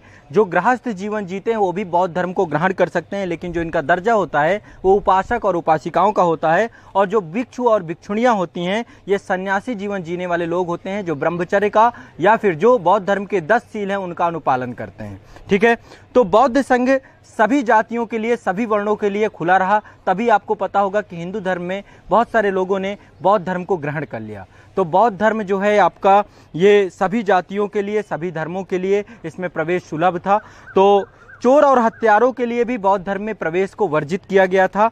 प्रारंभ में स्त्रियों को बौद्ध संघ में शामिल होने का अधिकार नहीं था, परंतु जब गौतम बुद्ध कपिलवस्तु पहुंचे तो उन्होंने अपनी सौतेली माता प्रजापति गौतमी को जो है प्रवज्जा ग्रहण करने की इच्छा उन्होंने प्रकट की, और महात्मा बुद्ध ने पहली बार में मना कर देते हैं अपनी माता को, उन्होंने संघ में प्रवेश करने से उन्हें वर्जित कर देते हैं। लेकिन उनका जो अंत में उनका जो शिष्य था आनंद के द्वारा लगातार महात्मा बुद्ध से यह आग्रह किया जाता रहा कि वो बौद्ध संघ में स्त्रियों के प्रवेश को भी प्रारंभ करें, और बुद्ध इस चीज को प्रारंभ में लगातार नकारते रहे। लेकिन आनंद के लगातार प्रबल आग्रह पर बुद्ध ने प्रवज्जा ग्रहण करने की, यानी स्त्रियों को भी बौद्ध संघ में प्रवेश की अनुमति प्रदान कर दी। ठीक है, तो सबसे पहले जो है आपको ये चीज ध्यान रखना है कि भिक्षुणी संघ की जो स्थापना है, इससे भी प्रश्न बहुत सारे पूछे जाते हैं। भिक्षुणी संघ की स्थापना सबसे पहले महात्मा बुद्ध ने वैशाली में की, लेकिन कहीं कहीं पर पुस्तकों में बहुत सारे विवाद हैं, बहुत सारी चीजें स्पष्टता नहीं है। तो कहीं कहीं पर कपिलवस्तु का भी वर्णन मिलता है कि कपिलवस्तु में जाकर के उन्होंने प्रजापति गौतमी को, पहली महिला थी जो बौद्ध संघ में प्रवेश उन्होंने उनको देते हैं। तो वैशाली जो आयोग के द्वारा पूछे गए प्रश्न है उसमें से ज्यादातर उत्तर जो है वैशाली को दिया गया है, लेकिन किताबों में यदि कपिलवस्तु आपको मिलता है तो वो भी जानकारी है, वहां पर भी आपको किसी तरीके से भ्रमित नहीं होना है। तो संघ में प्रवेश होने के समय जो है त्रिरत्नों पर विश्वास करने की शपथ लेनी होती है। त्रिरत्न जैसा कि मैंने आपको बताया कि बौद्ध धर्म के त्रिरत्न हैं, पहला है बुद्धा, संगम और धम्मम। इन तीनों पर विश्वास करने की शपथ लेनी होती है तथा 10 प्रतिज्ञाओं को दोहराना होता है। जब संघ में कोई भी प्रवेश लेता है तो त्रिरत्नों पर उसे विश्वास बताना पड़ता है और 10 प्रतिज्ञाओं को दोहराना पड़ता है, और 20 वर्ष की आयु के बाद ही उसे संघ में पूर्ण सदस्यता प्राप्त होती है। तो गौतम बुद्ध ने अपना कोई उत्तराधिकारी मनोनीत नहीं करते हैं, और वो घोषणा करते हैं कि धर्म और संघ के निर्धारित नियम ही उनके उत्तराधिकारी होंगे। यानी उन्होंने धम्मा और संघ को ही अपना उत्तराधिकारी बनाया। उससे जुड़े हुए जो नियम हैं, जो कि विनय पिटक में संकलित किए गए हैं, विनय पिटक में संकलित किए गए नियमों को ही वो सर्वोपरि बनाते हैं। बौद्ध भिक्षु के लिए वो 10 आवश्यक सील की बात करते हैं, 10 सिद्धांतों की बात करते हैं कि जो व्यक्ति बौद्ध भिक्षु बनेगा या फिर सन्यासी जीवन धारण करेगा, बौद्ध धर्म के अंतर्गत उसे 10 नियमों को, 10 सीलों को अपनाना पड़ेगा, तभी वो बौद्ध भिक्षु या बौद्ध भिक्षुणी के तौर पे बन सकता है। और ये 10 कौन कौन से हैं, ध्यान से समझिएगा। पहले जो 5 सिद्धांत बताऊंगा ये गृहस्थों के लिए थे और बाकी जो है बौद्ध भिक्षुणियों के लिए थे, यानी उपासकों के लिए भी। तो पहला है दूसरे के धन की इच्छा न करना, दूसरा है झूठ नहीं बोलना, तीसरा है हिंसा से दूर रहना, चौथा है मादक द्रव्यों का सेवन नहीं करना, नशा नहीं करना, पांचवा है व्यभिचार नहीं करना। ये 5 जो शुरुआत के हैं ये गृहस्थों के लिए, उपासकों के लिए, उपासिकाओं के लिए हैं। लेकिन इसके बाद के जितने भी हैं वो बौद्ध भिक्षुओं के लिए हैं, यानी 10 सील जो हैं। तो छठवां है संगीत एवं नृत्य में भाग नहीं लेना, सातवां है सुगंधित द्रव्यों का उपयोग नहीं करना, आठवां है असमय भोजन नहीं करना, नौवां है सुखपद बिस्तर पर नहीं सोना, 10वां है किसी भी प्रकार के द्रव्य का संचय नहीं करना। तो इन 10 के 10 सीलों को संघ में सम्मिलित होने वाले भिक्षुओं को 10 के 10 सील जो है इनको ग्रहण करना पड़ता था, इनको मानना पड़ता था। तो एक बार मैं 10 के 10 सील फिर आपको बता रहा हूं। प्रारंभ के जो 5 सील हैं ये गृहस्थों के लिए थे और जो 10 के 10 सील हैं ये भिक्षुओं के लिए हैं। पहला है दूसरे के धन की इच्छा ना करना, दूसरा है झूठ नहीं बोलना, हिंसा से दूर रहना, मादक द्रव्यों का सेवन नहीं करना, व्यभिचार नहीं करना, संगीत एवं नृत्य में भाग नहीं लेना, सुगंधित द्रव्यों का उपयोग नहीं करना, असमय भोजन नहीं करना, सुखपद बिस्तर पर नहीं सोना और किसी प्रकार के द्रव्य का संचय नहीं करना। संघ में बहुत सारे अधिकारी होते थे। संघ में बौद्ध संघ के जो प्रमुख अधिकारी थे जिसमें से एक था नौकम्मिक अधिकारी। ये निर्माण अधिकारी होता था, जहां पर भी बौद्ध विहार, चैत्य और स्तूपों का निर्माण होता था तो नौकम्मिक अधिकारी का काम होता था कि बौद्ध संघ में किसी भी प्रकार का कंस्ट्रक्शन हो। तो ये प्रश्न भी पूछा गया है, इसको भी ध्यान रखिएगा। एक होता है भंडागारिक के खान पान से संबंधित अधिकारी होता था। जो बौद्ध संघ में खान पान और जो रसोड़े को संभालता था भंडागारिक अधिकारी होता था। कप्पिकारक क्रय करने वाला अधिकारी होता था। चीवर वस्त्रागार का अधिकारी होता था। और आर्मिक आराम से संबंधित अधिकारी होता था। तो ये प्रमुख अधिकारी हैं जो परीक्षाओं में पूछे जाते हैं, इसलिए ये भी आपको जानने चाहिए। अब देखिए बौद्ध धर्म में 2 कॉन्सेप्ट हैं, पहला चैत्य है, दूसरा विहार है। चैत्य क्या है? चैत्य एक प्रकार के समाधि स्थल है ना। इन समाधि स्थलों पर जो महापुरुष हैं, जो बौद्ध धर्म से जुड़े हुए बोधिसत्व हैं या महात्मा बुद्ध हैं, इनके जो शवदाह के बाद जो इनके बहुत सारे अवशेष प्राप्त हुए हैं, इनको यहाँ पे सुरक्षित रखा गया है। एक तरीके से चैत्य पूजा स्थल होते हैं और यहाँ पर एक तरीके से पवित्र स्थल होते हैं। तो चैत्य क्या है? एक तरीके के पूजा स्थल है, समाधि स्थल है बौद्ध धर्म में। और यहाँ पर समाधि के बाद जो है जो महापुरुष हैं उनके शवदाह के बाद जो उनके बहुत सारे अवशेष बचते हैं, उन अवशेषों को यहाँ पर सुरक्षित रखा जाता है। और समाधियों में भूमि के अंदर इन्हें गाड़ दिया जाता है, ऊपर से एक भवन निर्माण बना दिया जाता है। इसे उपासना केंद्र के तौर पे प्रयोग किया जाता है, खासकर स्तूप जैसी संरचना, उसमें आपने हर्मिका और इन सब के बारे में चर्चा की है। दूसरी संरचना है बिहार क्या है? निवास स्थान है। चैत्य पूजा स्थल है, बिहार निवास स्थान है। ध्यान रखिएगा, इससे प्रश्न पूछे गए हैं कई बार। तो बिहार चैत्यों के पास ही बौद्ध धर्म के भिक्षुओं के रहने के लिए आवासों का निर्माण किया जाता है। यही आवास जो हैं आपके बिहार कहलाते हैं, ये आवासीय केंद्र ही बिहार कहे जाते हैं। इसके बाद बौद्ध धर्म में एक समारोह मनाया जाता है, पवरन समारोह मनाया जाता है। तो वर्षा ऋतु जब होती है, 12 महीनों में से 4 महीने जो आपके वर्षा ऋतु के होते हैं, तो वर्षा ऋतु के समय बौद्ध धर्म का प्रचार का कार्य नहीं किया जाता है। इस समय बौद्ध भिक्षु बिहारों में आते हैं, बिहारों में रुकते हैं और वर्षा ऋतु के समाप्ति के बाद पवरन समारोह का आयोजन किया जाता है, जिसमें सभी बौद्ध भिक्षु जो है 4 माह तक किए गए अपराधों को स्वीकारते हैं और इसके बाद आगे जो है अपनी यात्रा को, अपने जीवन को आगे बढ़ाने की शपथ लेते हैं। ठीक है, तो ये आपको ध्यान रखना है। पवरन समारोह वर्षा ऋतु में 4 माह की अवधि के दौरान बौद्ध भिक्षुओं के द्वारा किए गए जो उनके अपराध हैं उनको स्वीकारा जाता है, अपने जीवन को आगे व्यवस्थित चलाने को लेकर के कार्य किया जाता है। दूसरा है उपोत्सव समारोह। उपोत्सव समारोह का आयोजन जो है विशेष अवसर पर किया जाता है और इसमें भिक्षुओं के द्वारा धर्म पर चर्चा की जाती है। बौद्ध धर्म पर व्यापक चर्चा इसमें किया जाता है। ठीक है, इसके अलावा बौद्ध संघ से जुड़े हुए अन्य विभिन्न बहुत सारे शब्द हैं, इनको भी समझेंगे। पहला शब्द है नति या नेति या वृत्ति। ये 3 शब्दों में से कोई भी शब्द पूछता है तो इसका मतलब होता है बौद्ध संघ में लाया जाने वाला प्रस्ताव। यदि बौद्ध संघ में कोई प्रस्ताव लाया जाता है, कोई प्रपोजल लाया जाता है, तो इसको नति बोलते हैं या नेति बोलते हैं या वृत्ति बोलते हैं। यदि ये तीनों में से कोई कोई शब्द पूछता है आपको पता होना चाहिए। इसके बाद अगला शब्द है प्रज्ञापक। प्रज्ञापक का मतलब है सभा में बैठने और व्यवस्था करने वाला अधिकारी जो होता था प्रज्ञापक कहलाता था। उपसंपदा, उपसंपदा का मतलब है संघ की पूर्ण सदस्यता को ले लेना, इसको उपसंपदा कहते हैं, उपसंपदा, ठीक है। इसके बाद है दूसरा है समनेर। समनेर का मतलब है प्रवज्जा ग्रहण करने वाला व्यक्ति, जो प्रवज्जा ग्रहण करता है उसे समनेर कहा जाता है। तो ये 4 शब्द इनको भी आपको पता होना चाहिए। नति क्या है? एक प्रस्ताव है जो बौद्ध संघ में लाया जाता है। प्रज्ञापक जो है सभा में व्यवस्था बनाए रखने वाला अधिकारी है। उपसंपदा संघ की पूर्ण व्यवस्था को लेकर के ये संस्कार है। इसके बाद समनेर जो है प्रवज्जा ग्रहण करने वाला व्यक्ति है। तो गौतम बुद्ध जो है जब सारनाथ पहुंचे तो सारनाथ के बाद उन्होंने व्यापक स्तर पर इसी बोध गया के आसपास या उत्तर भारत में उन्होंने लगातार भ्रमण किया। सारनाथ में सबसे पहला उपदेश दिया जिसे धर्म चक्र प्रवर्तन कहते हैं। इसके बाद वो गया आए, उरुबेला जिसे बोध गया कहते हैं। यहाँ पर कश्यप गोत्रीय ब्राह्मण शिष्य को यहाँ पर उन्होंने उपदेश दिया। इसके बाद वो राजगीर पहुंचे। राजगीर में हर्यक वंश का शासन था यहाँ पर, और यहाँ पर जो है बिंबसार जो था, बिंबसार के जो वहाँ पर आपको देखेंगे तो वहाँ पर वेड़ुवन है। वेड़ुवन जो है, ये वेड़ुवन जो है महात्मा बुद्धा को दिया जाता है। तो वेड़ुवन बिहार में सारिपुत्र या मुगलायन का शिष्य ये बनते हैं। इसके बाद कपिल वस्तु है, कपिल वस्तु जाते हैं। कपिल वस्तु में बुद्ध अपने परिवार पे जाते हैं, अपने पिता, जब उनके पिता की जो पिता उनके रुग्ण हो जाते हैं, रोगग्रस्त हो जाते हैं, उसके बाद वो कपिल वस्तु पहुंचते हैं और यहाँ पर बुद्ध का परिवार जो है उनका शिष्य बन जाता है पूरा का पूरा।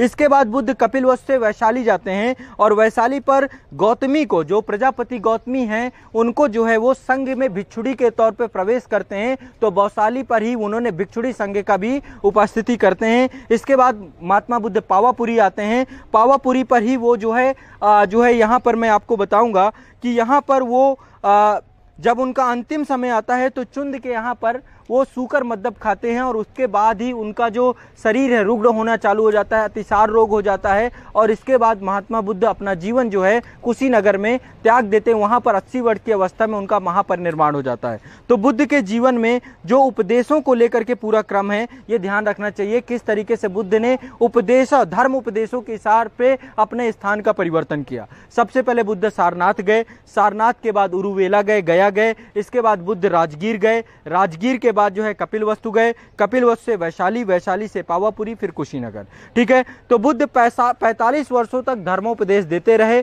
और अपने भ्रमण काल के दौरान उन्होंने चंपा, पश्चिम में कुरुक्षेत्र वाले क्षेत्र में कपिल वस्तु एवं दक्षिण में कौशाम्बी तक की यात्रा करते हैं। वो उज्जैन नहीं जाते, कहीं पर भी ये उल्लेख नहीं मिलता कि बुद्ध अवंती नरेश के क्षेत्र में गए या उज्जैन में गए, तो ये ध्यान रखना है। और उन्होंने अपने शिष्य महाकच्चायन को उज्जैन भेजा था, ये ध्यान रखना है। तो बुद्ध कभी जो है उज्जैन ना जाकर के अपने शिष्य महाकच्चायन को वो उज्जैन भेजते हैं। बौद्ध धर्म की मान्यताओं और दर्शन पे भी बात करते हैं कि बौद्ध धर्म क्या मानता है, क्या इनकी फिलॉसफी है, क्या दर्शन है। सबसे पहली बात, बौद्ध दर्शन जो है क्षणिकवादी दर्शन है। इसे जो है अंतःशुद्धवादी दर्शन भी बोलते हैं। बौद्ध दर्शन जो है क्षणिकवादी दर्शन है, इसे अंतःशुद्धवादी दर्शन बोलते हैं। बौद्ध दर्शन पूर्णतः कर्मवादी दर्शन है। कर्म का मतलब है कायिक, वाचिक और मानसिक चेष्टाओं से व्यक्ति की जो कर्मों के आधार पे मन में विचारों के स्तर पर और जो मानसिक स्तर पर, वाचिक स्तर पर, बोलने के स्तर पर व्यक्ति की जो मनसाएं होती हैं, यही कर्म का सिद्धांत है। कर्म के अंतर्गत इसी को देखा जाता है। बौद्ध दर्शन अनीश्वरवादी दर्शन भी है। बौद्ध धर्म पुनर्जन्म में विश्वास करता है, ये पुनर्जन्म को मानता है। बौद्ध धर्म अनात्मवादी है, यानी कि आत्मा के वो नहीं मानते। बौद्ध धर्म की शाखा सामित्य, बौद्ध धर्म की एक ब्रांच है सामित्य। सामित्य में आत्मा को माना जाता है, लेकिन बौद्ध दर्शन आत्मा को नहीं मानता। महात्मा बुद्ध ने आत्मा को लेकर किसी तरीके की चर्चा पर चर्चा नहीं की, लेकिन बौद्ध दर्शन जो है पुनर्जन्म को मानता है, ध्यान रखिएगा। बौद्ध धर्म का जो मूलाधार है वो 4 आर्य सत्य हैं, जिसके बारे में मैंने आपको चर्चा की। और बौद्ध धर्म के जो तीरत्न है, बुद्धम, शरणम, संघम और धम्मम। बुद्धम, संगम और धम्मम, ये बौद्ध धर्म के तीरत्न हैं। बौद्ध धर्म के बुद्ध के जीवन की जो 4 प्रमुख घटनाएं हैं, पहला है गृह त्याग। गृह त्याग की घटना को महाभिनिष्क्रमण की घटना कहते हैं। संबोधि का मतलब है ज्ञान प्राप्ति की घटना या निर्वाण की घटना। इसके बाद जो है निर्वाण मतलब जो उनको ज्ञान प्राप्त होता है, ज्ञान प्राप्ति की घटना, तो संबोधि ये बोध गया में है ना। इसके बाद जो है प्रथम उपदेश को धर्म चक्र प्रवर्तन कहते हैं और देवासान यानी कि अपने जीवन को, अपने शरीर को त्याज देने की घटना को महापरिनिर्वाण करते हैं। तो ये 4 घटनाएं उनके जीवन की सबसे महत्वपूर्ण थी। बौद्ध धर्म के, बुद्ध के जीवन के बहुत सारे प्रतीक हैं, जैसे कि जन्म का प्रतीक कमल है, उनके गर्भ का प्रतीक, जब वो माँ के गर्भ में थे उसका प्रतीक हाथी है, लेकिन उनके जन्म का प्रतीक कमल है। ध्यान रखिएगा, इससे भी प्रश्न पूछा जाता है। और जब आप बौद्ध बिहारों में जाएंगे तो कई जगहों पे प्रतीक चिन्ह बने हुए हैं, और इन प्रतीक चिन्हों से भी आप समझ सकते हैं कि किस चीज को दिखाया गया है। कहीं पे कमल यानी बुद्ध के जीवन को दिखाया गया।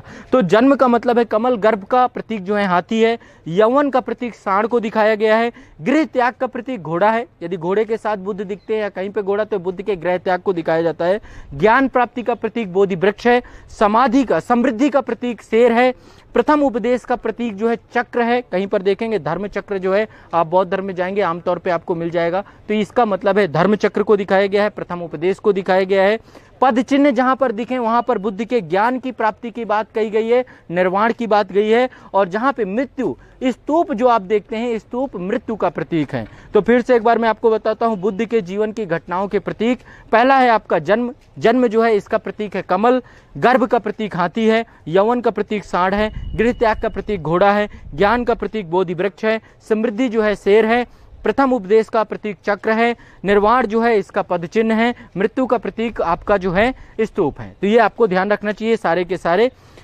अब देखिए जो है 4 पशु चिन्ह महात्मा जीवन की घटनाओं से जुड़े हुए थे। अब बौद्ध संगतियों की बात करते हैं।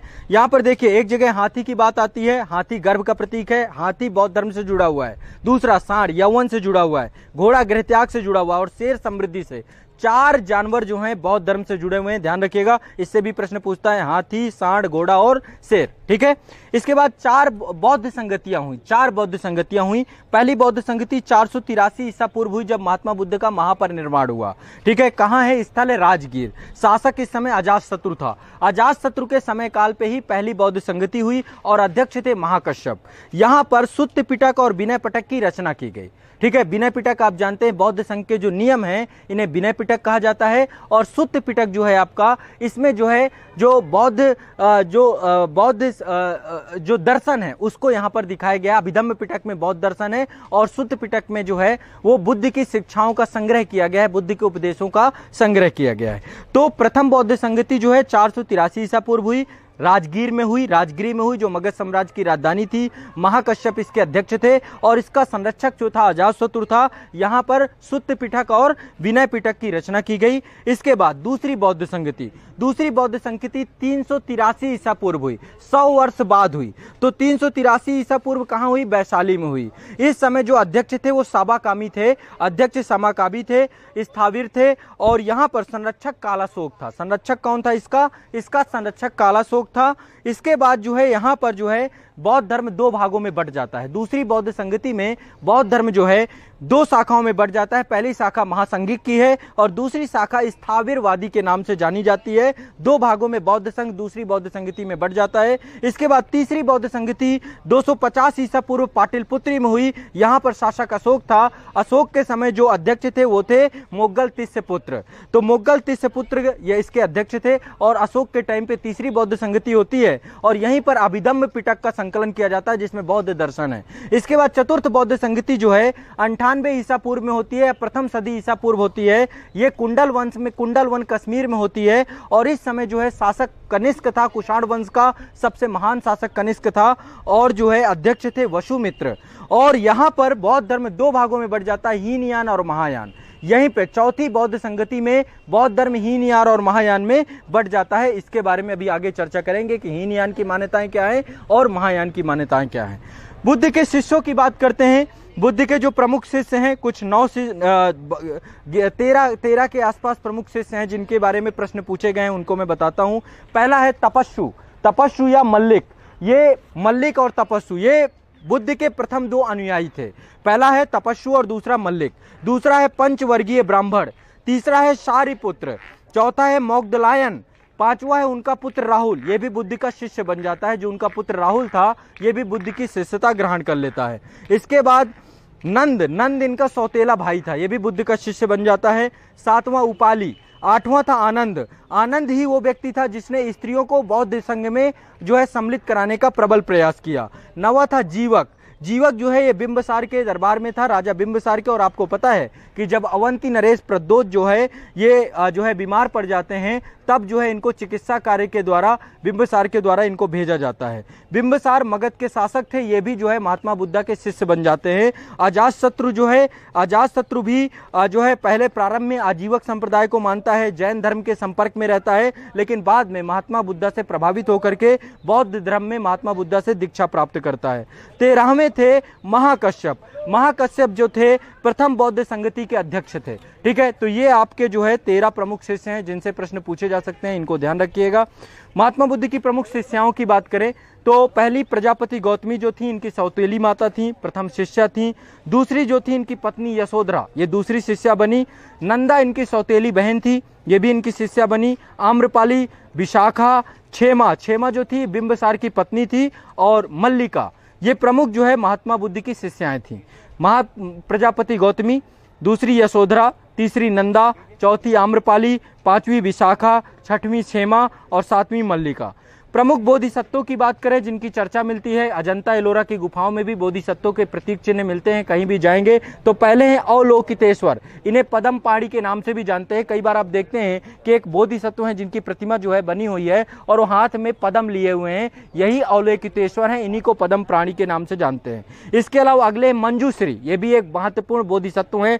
अगले हैं वज्रपाणी, अगले हैं क्षितिगर्भ और मैत्रेय। मैत्रेय जो है आने वाला बोधिसत्व है, अभी इसका जन्म लेना बाकी है, यानी इसे भावी बुद्धा के नाम से भी जानते हैं, भावी बोधिसत्व के नाम से भी जानते हैं। इससे अभी प्रश्न पूछा गया था यूपीएससी में। तो अवलोकितेश्वर ये इन्हें पदम पाणी के नाम से जानते हैं। आप एलोरा की गुफाओं में इनका चित्रांकन भी किया गया है। मंजूश्री, वज्रपाणी, क्षितिगर्भ, मैत्रेय भावी बुद्धा हैं, ध्यान रखिएगा। बौद्ध धर्म को बहुत सारे राजाओं ने संरक्षण प्रदान किया। और समझिए बौद्ध धर्म की जो प्रमुख बातें हैं और 5 तो उनके बारे में अभी मैं चर्चा करूंगा। तो जो प्रमुख राजा थे, पहला राजा है बिंबसार, हर्यक वंश का शासक बिंबसार। फिर अजातशत्रु, ये मगध नरेश थे, इन्होंने बौद्ध धर्म को संरक्षण दिया। इसके बाद कोसल नरेश प्रसेनजित ने भी बौद्ध धर्म को संरक्षण दिया। उदयन, ये वत्स नरेश था, इसने भी बौद्ध धर्म को संरक्षण दिया। ये समकालीन थे महात्मा बुद्धा के, और जब 16 महाजनपद थे उन्हीं 16 महाजनपदों में से एक है, चाहे वो वत्स महाजनपद हो, कोसल महाजनपद हो, मगध महाजनपद हो। इसके बाद जो है अवंती नरेश प्रद्योत ने भी बौद्ध धर्म को संरक्षण प्रदान किया। तो जो 16 महाजनपद थे उसमें अधिकांश में बौद्ध धर्म प्रभावशाली था। इसके बाद मौर्य वंश में अशोक और दशरथ। मौर्य वंश में सम्राट अशोक, आपको पता होगा कि कलिंग के युद्ध के बाद जब उसका हृदय द्रवित होता है तो वो बौद्ध धर्म को ग्रहण करता है और युद्ध को पूरी तरीके से त्याग करके अशोक एक धम्मा की नीति जो मानवता पर आधारित था उसका अनुसरण करता है। तो अशोक और दशरथ, ठीक है, ये मौर्य वंश को संरक्षण प्रदान करते हैं। कुषाण वंश का शासक कनिष्क, ये भी बौद्ध धर्म को संरक्षण प्रदान करता है। हर्षवर्धन पुष्यभूति वंश का था, इसी के समय ह्वेनसांग भारत आया था नालंदा विश्वविद्यालय में अध्ययन अध्यापन करने के बाद, बौद्ध शिक्षा ग्रहण करने के बाद। तो हर्षवर्धन पुष्यभूति वंश का, इसने भी जो है आपका जो है बौद्ध धर्म को ग्रहण किया, बौद्ध धर्म को संरक्षण प्रदान किया।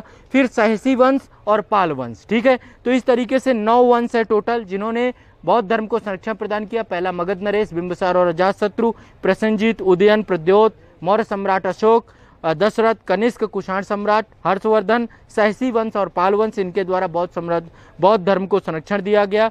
बौद्ध धर्म के 8 प्रमुख स्थान है। पहला है लुम्बिनी, दूसरा है बोधगया, तीसरा है सारनाथ, चौथा है कुशीनारा, 5वां है श्रावस्ती, 6वां है संकीसा, 7वां है राजगिरी और 8वां है वैशाली। ये 8 महास्थान के नाम से जाने जाते हैं। इन 8 महास्थानों पे महात्मा बुद्ध का जीवन व्यतीत होता है और ये महात्मा बुद्ध के जीवन से जुड़े हुए हैं। तो यहाँ पे हर जगह स्तूप भी मिलेंगे, मंदिर भी मिलेंगे, बुद्धा टेम्पल भी मिलेंगे, ठीक है। फिर से 8 स्थानों को सुनिए। पहला है लुम्बिनी, दूसरा है बोधगया, तीसरा है सारनाथ, चौथा है कुशीनारा, 5वां है श्रावस्ती, 6वां है संकीसा, 7वां है तो बौद्ध धर्म से संबंधित जो 8 महास्थान हैं ये बुद्ध के जीवन से जुड़े हुए हैं। यहाँ पर आप लोगों को जाना चाहिए और सरकार भी बुद्धा सर्किट के तौर पे इसको डेवलप करने का काम कर रही है। गवर्नमेंट जो है बुद्धा सर्किट डेवलप कर रही है ताकि बौद्ध धर्म को एक पर्यटन के तौर पर व्यापक स्तर पे लोकप्रियता दी जा सके। क्योंकि देखिए बौद्ध धर्म भारत से पैदा हुआ और अंतर्राष्ट्रीय स्तर पर छा गया, लेकिन आप एक चीज़ देखते हैं कि बौद्ध धर्म अंतर्राष्ट्रीय स्तर पर तो जरूर छा गया, लेकिन भारत में थोड़ा सा कहीं ना कहीं पे जो स्थान बौद्ध धर्म को मिलना चाहिए, क्योंकि जो बौद्ध धर्म है उसका कॉन्सेप्ट आत्मशुद्धि और आत्म परिवर्तन पे है ना। तो कहीं ना कहीं पे वो जो लोकप्रियता भारत में, तो इसको लेकर सरकार लगातार काम कर रही है। अब बात करते हैं कि बौद्ध धर्म इतना लोकप्रिय कैसे हो गया, क्योंकि समकालीन जैन धर्म भी थे, बहुत सारे संप्रदायों का भी जन्म हुआ। तो बौद्ध धर्म में सबसे इंपॉर्टेंट चीज ये थी कि ये धार्मिक वाद विवाद से अलग रहा। इसने बहुत सारे धार्मिक वाद विवाद और धार्मिक डिबेट से बहुत दूर रहा, और धार्मिक विवाद से अलग होने के कारण से जन सामान्य जो है इसके तरफ बहुत बड़े स्तर पर आकर्षित हुआ। सबसे महत्वपूर्ण जो वैदिक काल था उसमें कर्मकांडीय व्यवस्था थी जो बहुत जटिल रूप ले चुकी थी। बौद्ध धर्म ने इस कर्मकांडीय जटिल व्यवस्था को पूरी तरीके से इसकी निंदा की और निम्न वर्गों को समर्थन किया। तो जिसके कारण से जो समाज का एक वर्ग अपने आप को धार्मिक तौर पे अलग थलग मानता था, उस वर्ग को भी बौद्ध धर्म ने अपनाया। समाज के सभी वर्गों को जाति विभेद, अस्पृश्यता और विभिन्न प्रकार की समस्याओं को खत्म करने का प्रयास किया। तो वर्ण व्यवस्था की निंदा करने के कारण से निम्न वर्गों का भी समर्थन प्राप्त हुआ। बौद्ध संघ सभी जातियों के लिए खुला था। ब्राह्मणवाद के विरोधी लोगों को बौद्ध धर्म में रुचि होनी प्रारंभ हो गई और बौद्ध धर्म से जुड़ते चले गए। तो जो ब्राह्मण धर्म का जटिल रूप था उसकी जो बुराइयां थी उसके कारण से बहुत सारे लोग बौद्ध धर्म की ओर जुड़ते चले गए। बुद्ध का व्यक्तित्व जो है उपदेशात्मक प्रणाली में था, जिसके कारण भी लोग जो है बौद्ध धर्म से लगातार जुड़ते चले गए। और इसके बाद बुद्ध ने सबसे बड़ा काम किया कि जो तत्कालीन समकालीन अपने उपदेश दिए वो सारे पाली भाषा में दिए, और जनसाधारण की भाषा थी, जिसके कारण से जनसाधारण को लगातार आकर्षित करते चले गए। इसके अलावा बुद्ध ने संघ की स्थापना की, महत्वपूर्ण शासकों का जो है सहयोग प्राप्त हुआ। ऐसे विभिन्न जो है कार्यात्मक पद्धतियां हुई जिसके माध्यम से बुद्ध धर्म पूरे भारत में फैल गया। तो बौद्ध धर्म और जैन धर्म समकालीन होते हुए भी बौद्ध धर्म बहुत लोकप्रिय हुआ, और समकालीन शासकों ने विदेशों में अपने बहुत सारे प्रतिनिधि भेजे, जिसके माध्यम से बौद्ध धर्म का प्रचार प्रसार हुआ। और भारत के जितने भी पड़ोसी देश हों, चाहे वो चीन हो, चाहे जापान हो, ताइवान हो, तिब्बत हो, या फिर आपका यहाँ पे श्रीलंका हो, वियतनाम हो, कंबोडिया हो, जो है आपका थाईलैंड हो, ये सारे जितने भी समकालीन पड़ोसी राज्य हैं और अंतर्राष्ट्रीय स्तर पर ये पूरा धर्म छा गया। समकालीन बौद्ध धर्म और जैन धर्म दोनों में बहुत सारे डिफरेंसेस हैं, बहुत सारे अंतर हैं, बहुत सारी समानताएं भी हैं, लेकिन समानताएं होने के साथ साथ इसमें अंतर भी हैं। सबसे पहली समानता, बौद्ध धर्म, दोनों धर्म अनीश्वरवादी थे। पहले समानताएं देखते हैं, फिर दोनों के बीच में अंतर देखते हैं। दोनों धर्म ईश्वर को नहीं मानते हैं।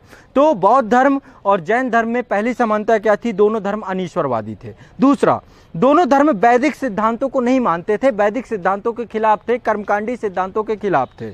तीसरी बात, दोनों धर्मों में यज्ञ विधान और कर्मकांडों का विरोध था। जो कर्मकांडी प्रक्रिया है, यज्ञ प्रक्रिया है, उसका विरोध था। चौथी बात, दोनों धर्म जाति प्रथा एवं लिंग भेद की निंदा करते हैं। वो जाति प्रथा का जो जातियों के माध्यम से विभाजन था उसका ये निंदा करते हैं। लिंग भेद यानी कि महिला को उसके अधिकारों से अलग कर देना, इन सब की निंदा करते हैं।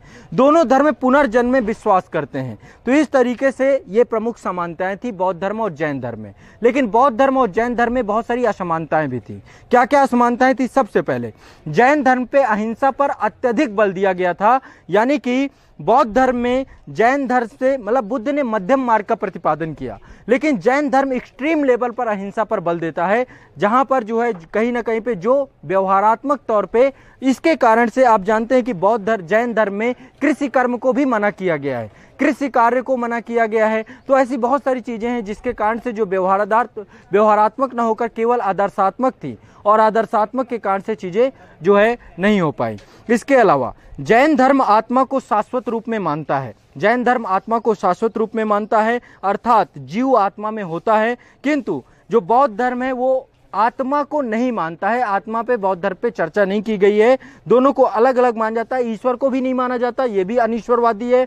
और जैन धर्म जो है आत्मा को मानता है, बौद्ध धर्म आत्मा को नहीं मानता है। ये आपको ध्यान रखना है, इस चीज को क्लियर रखिएगा। यहाँ पर गड़बड़ है, यहाँ पर थोड़ा सा कहीं न कहीं पे बड़े स्तर का अंतर पाया जाता है। तो जैन धर्म आत्मवादी है और बौद्ध धर्म अनात्मवादी है। बौद्ध धर्म में आत्मा के कॉन्सेप्ट को नहीं माना गया है। इसके अलावा जैसे कि मैंने आपको कल बौद्ध धर्म के बारे में, जैन धर्म के बारे में बताया है, जैन धर्म के भारत दर्शन पे, कि जो जैन दर्शन है ना, ये अनेकांतवाद पर आधारित है। अनेकांतवाद मतलब प्रत्येक ब्रह्मांड में जो जीव हैं सभी में आत्माएं हैं और सभी आत्माएं अलग अलग हो सकती हैं। तो वहां पे आत्मा के सिद्धांत को माना गया है, यहाँ पे आत्मा के सिद्धांत को नहीं माना गया। ये एक अंतर है। दूसरा बात, जैन धर्म में कठोर तपस्या की बात करते हैं, कठोर तप की बात की जाती है।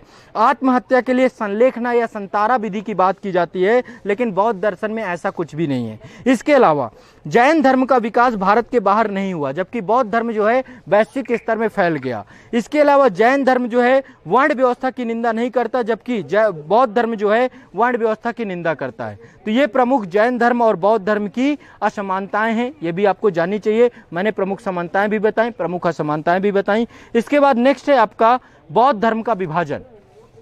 बौद्ध धर्म चौथी बौद्ध संगति में दो भागों में बट गया। पहला है हीनयान, दूसरा है महायान।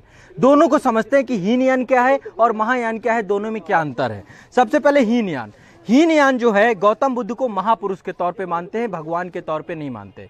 बुद्धा एक महापुरुष थे, ना कि ईश्वर थे। जबकि महायान शाखा के लोग बौद्ध धर्म को, महात्मा बुद्धा को देवता के तौर पे मानते हैं, इन्हें एक भगवान के रूप का दर्जा देते हैं। हीनयान जो है यह व्यक्तिवादी धर्म है, अर्थात सभी व्यक्ति जो है अपने व्यक्तिगत प्रयत्नों से मोक्ष प्राप्त कर सकते हैं। जबकि बौद्ध धर्म में परसेवा और परोपकार पे, महायान शाखा पे परसेवा और परोपकार पर बल दिया जाता है। ये सभी का कल्याण चाहते हैं। इनका मानना है कि बोधिसत्व के गुणों का हस्तांतरण हो सकता है। ठीक है। इसके अलावा जो हीनयान है ये मूर्ति पूजा पर विश्वास नहीं करते हैं। ठीक है। हीनयान में मूर्ति पूजा पर विश्वास नहीं किया जाता, जबकि महायान शाखा जो आपकी है, महायान शाखा मूर्ति पूजा के पक्षधर हैं, बुद्ध की भक्ति के पक्षधर हैं और मूर्ति को प्रश्रय देते हैं। तो आपको पता होगा कि जब कुषाण वंश का भारत में शासन था तो उस समय भारत में गंधार कला शैली, मथुरा कला शैली, इसमें बुद्ध और जैन मूर्तियां बनना, तो ये महायान शाखा का ही प्रभाव था। बुद्ध की मूर्तियां प्रथम सदी एडी में गंधार स्कूल में सबसे पहली बनी और गंधार स्कूल से ही महायान शाखा के माध्यम से बुद्ध पहले व्यक्ति थे जिनकी मूर्ति पूजा करनी प्रारंभ की गई। तो महायान शाखा मूर्ति पूजा को प्रश्रय देती है, बुद्ध को देवता के तौर पर देखती है, जबकि हीनयान शाखा में इस चीज को प्रमुखता नहीं दी जाती है, ये ध्यान रखना है। इसके अलावा यदि हम साधना और पद्धति की बात करें तो हीनयान की साधना और पद्धति कठोर है और भिक्षु का जीवन जो है, भिक्षु के जीवन को ही प्रमुखता दी जाती है। जबकि यदि हम महायान शाखा में देखें तो महायान शाखा में जो बौद्ध धर्म के सिद्धांत है इन्हें सरल और सुलभ बताया गया है।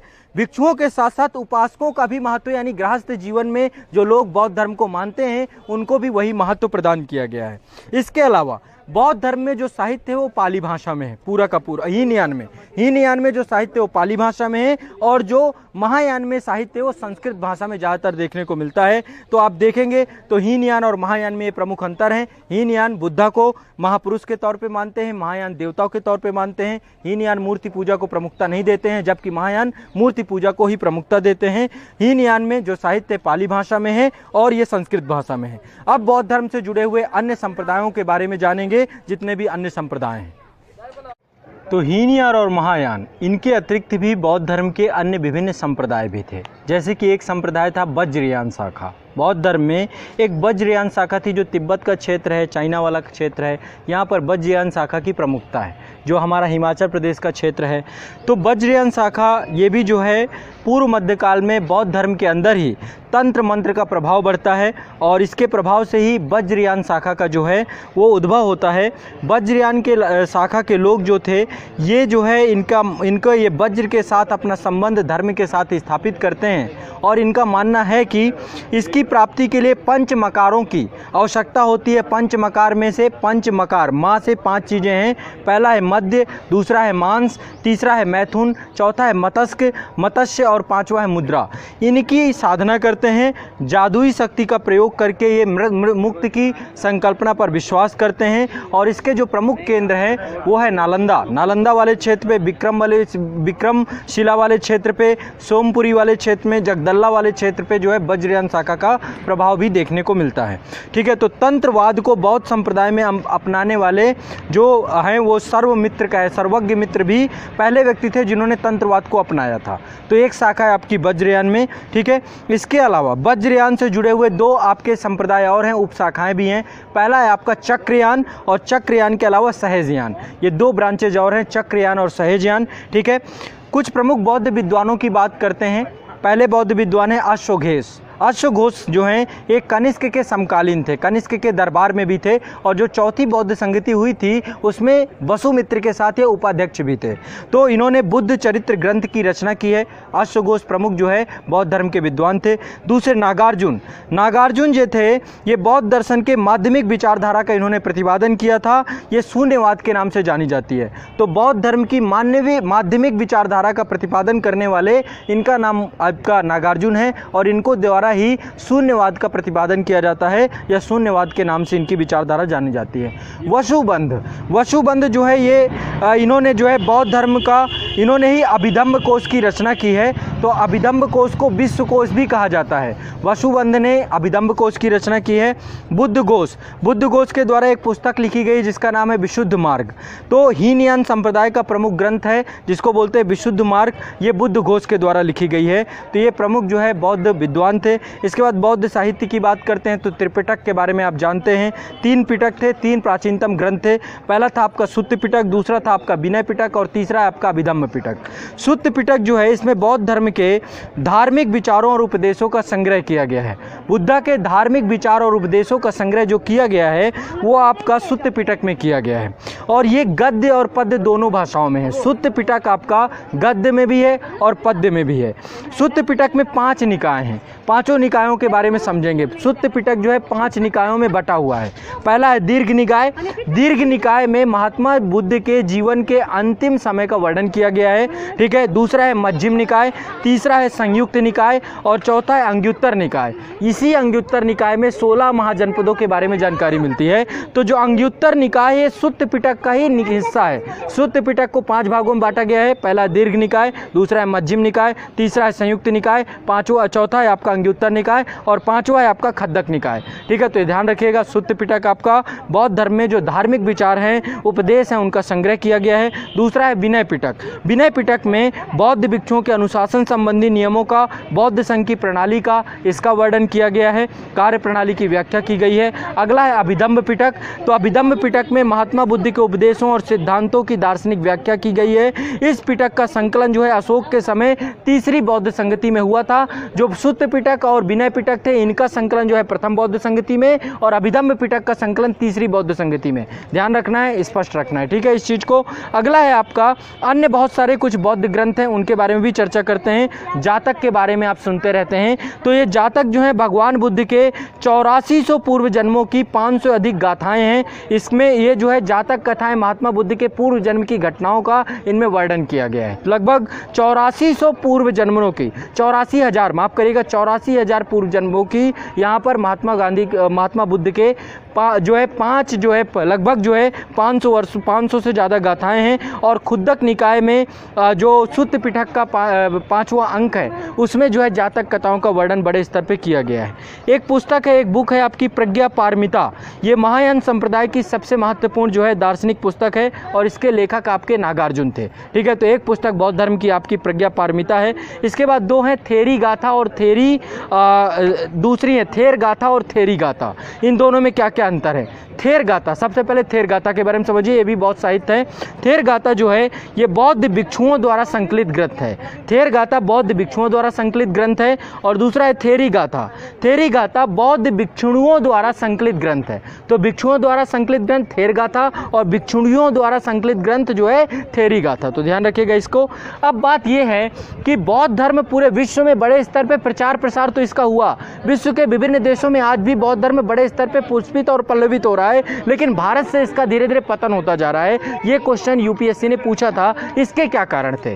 कैसे भारत से इतना बड़ा धर्म इतने बड़े स्तर पे, तो कैसे इसका प्रभाव थोड़ा थोड़ा कम होने लगा?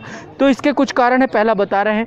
पहला है जब इसको विभिन्न शासकों द्वारा संरक्षण प्राप्त किया जा रहा था तो विभिन्न शासकों के द्वारा इसको वैश्विक स्तर पर पहचाना गया। लेकिन जब मौर्य साम्राज्य का पतन हुआ, शुंग वंश का पहला शासक पुष्यमित्र शुंग आया और इसके बाद इस्लाम का आगमन हुआ, तो इसको जो धार्मिक संरक्षण मिलना था, राजाश्रय मिलना था, वो समाप्त हो जाता है। बख्तियार खिलजी के द्वारा बड़े स्तर पर जो बौद्ध स्तूप और बौद्ध विहार है उनको समाप्त किया जाता है और शुंग वंश के शासक पुष्यमित्र शुंग द्वारा ब्राह्मण वंश को बढ़ावा दिया जाता है। तो पहली बात धार्मिक और जो राजाश्रय है, जो राजकीय संरक्षण है, जो कानूनी संरक्षण है, वो बौद्ध धर्म का धीरे धीरे समाप्त हो जाता है, जिसके कारण से भारतीय क्षेत्र में इसका प्रभाव थोड़ा थोड़ा कम होने लगता है। दूसरा, बौद्ध धर्म में कर्मकांडों का प्रभाव बढ़ गया। जब बौद्ध धर्म दो भागों में बट गया तो इसका जो वास्तविक और मूल रूप था वो कर्मकांडीय प्रक्रिया में बदल गया।